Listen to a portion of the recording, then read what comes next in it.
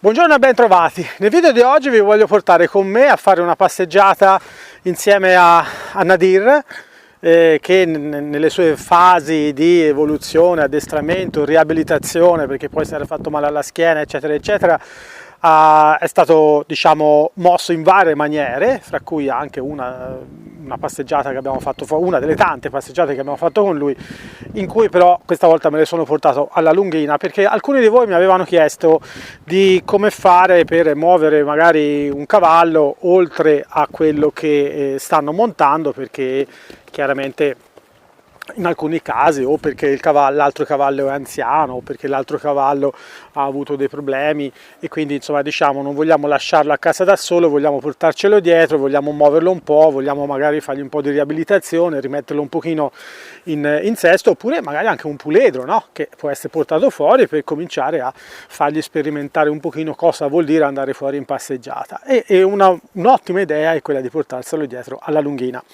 Però è un'idea che diciamo è una cosa che deve essere fatta con un pochino di competenza, no? Alle spalle, sia nel cavallo che stiamo montando, sia in noi, sia anche nel cavallo che stiamo portandoci dietro. Questo ovviamente per rimanere in un livello di sicurezza tale che ci possa permettere di portare a casa il lavoro che vogliamo fare, ma nello stesso tempo anche di divertirci.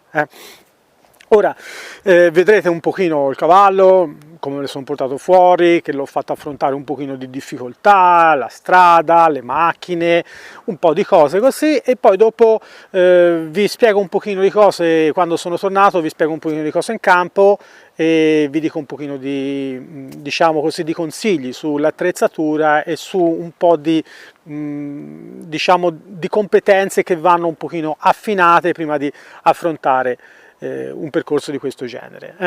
Ci vediamo dopo.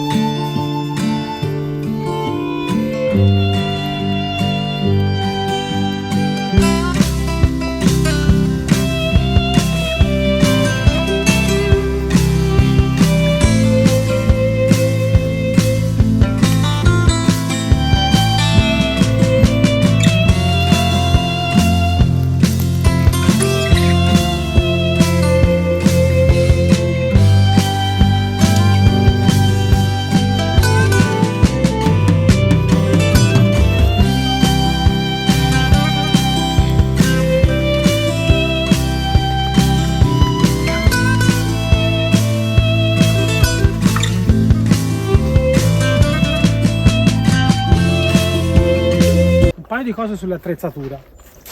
Allora, la cosa migliore in questi casi è avere delle redini sciolte a questa maniera qua, ok? Quindi che non sono unite sopra, per intendersi. Questa è la redine sinistra e questa è la redine destra.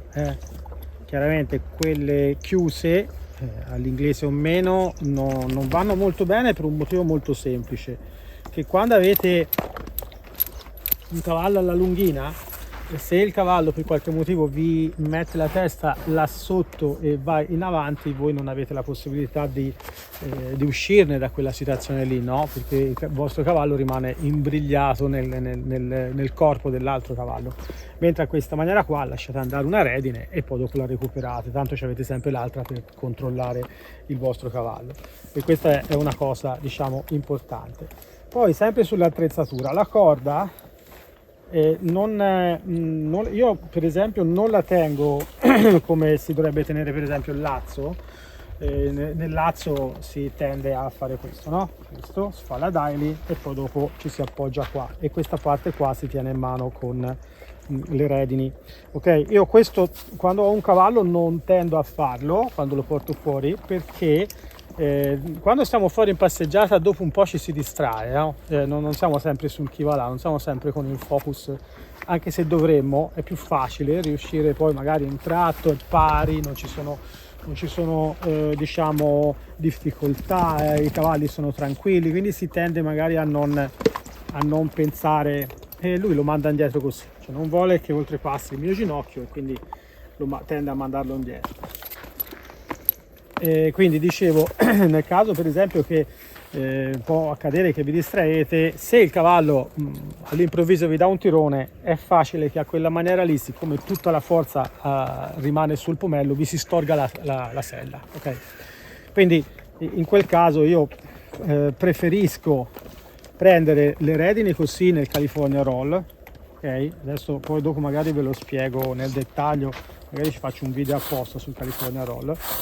E una volta che ho il California Roll, con questa mano qua tengo le redini e con questi due diti qui tengo il resto del gomitolo della corda, in modo che se il cavallo mi tira via io lo sento con questa mano, faccio scorrere, vedete che mi si scorre come se fosse praticamente una fisarmonica, no?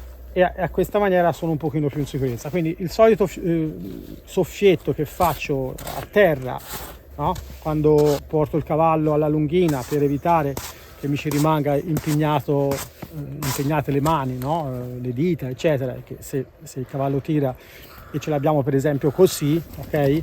Qui è facile farsi male, ok? Ma anche se l'ho a questa maniera è facile farsi male. Invece a questa maniera qua il cavallo tira e noi lasciamo andare a questa maniera, basta aprire questi due diti qua, e nello stesso tempo se il cavallo mi dà un tirone all'improvviso io lo reggo con il braccio e poi allargo le mani e lo faccio scorrere, e non vado mai a fare pressione sulla bocca del cavallo, perché il cavallo in realtà lo tengo con quest'altra parte, adesso lo so, è là, lo so, lasciala fare. Quindi a questa maniera qui è un pochino più semplice. Smetti, Eros. Alla fine da un morso a me e da un morso a lui. Queste sono le considerazioni da fare. Per quanto riguarda il cavallo, la lunghina, questa qui va bene. Smetti, Eros. Questo moschettone qui è ok, non usate i moschettoni quelli classici, non vanno bene, perché se voi scotete la corda forte per esempio per tenere il cavallo indietro vi si può sganciare, quindi quello non lo usate sempre i moschettoni di sicurezza così. Ultima cosa, quando porto il cavallo fuori, il mio cavallo deve conoscere i 7 giochi. Diciamo che se io ho un cavallo di livello 1 me lo posso portare dietro alla lunghina. Che livello deve avere il mio cavallo, cioè quello che io uso per portarmi dietro un altro cavallo? Ecco, almeno un livello 3. Questo cavallo qui, quello che è impersonificato da Eros adesso. Almeno un livello 3.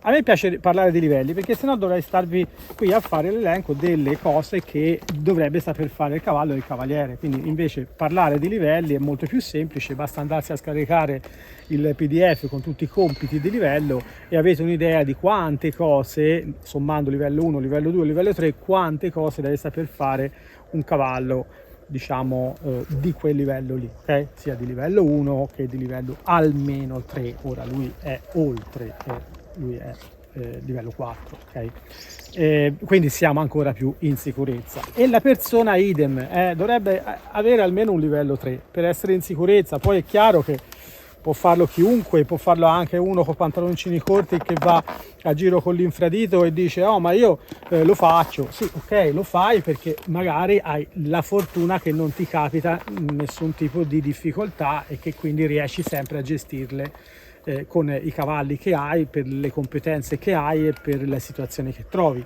Però dovete pensare sempre a avere un margine di sicurezza, no? Se no è come andare a 100 all'ora con una macchina che fa 100 all'ora e che ha dei freni che al massimo riescano a frenarla a 100 all'ora. Cioè siete tutto al limite. Noi non vogliamo essere al limite, noi vogliamo avere un margine di sicurezza. Ora voi vedete Eros fa così perché non ce lo vuole così vicino mentre siamo in campo. Mentre siamo in passeggiata sì, va bene, ma in campo no. E in campo lui dice ok, o si fa qualcosa oppure io intervengo e lo allontano da casa mia. Ok, vi spiegherò poi in un altro video a parte il California Roll, come si fa per poter guidare con una mano sola, perché l'altra cosa che dovrete imparare a fare, e chiaramente per questo stavo parlando di livello 3 eccetera eccetera, è guidare con l'assetto più che con le redini e anche con una mano sola, perché l'altra l'avrete impegnata a risolvere le varie situazioni che vi si presentano quando siete fuori. Poi è sempre tutto molto mitigato da dove andate fuori. L'altra cosa che vi suggerisco poi, l'ultima se vogliamo, è quella del fare un po' di pratica prima in campo e poi scegliere dei percorsi più tranquilli, non sali e scendi, non sentieri stretti, non posti dove ci sono alberi cascati, alberi tagliati, eccetera eccetera, perché chiaramente vi trovate un po' più facilmente in difficoltà. Bene, spero che anche questo video sia stato interessante e che magari non a tutti ma a qualcuno di voi possa aver dato degli spunti su cosa poter fare con i propri cavalli, su cosa dover affinare, su dove poter andare a migliorare un pochino le proprie competenze, e noi come sempre ci vediamo nel prossimo video.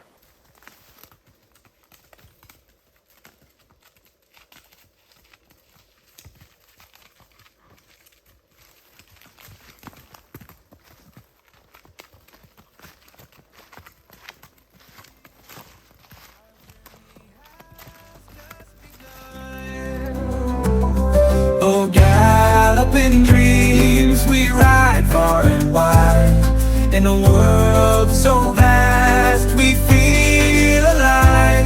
Underneath the open sky, we're wild and free.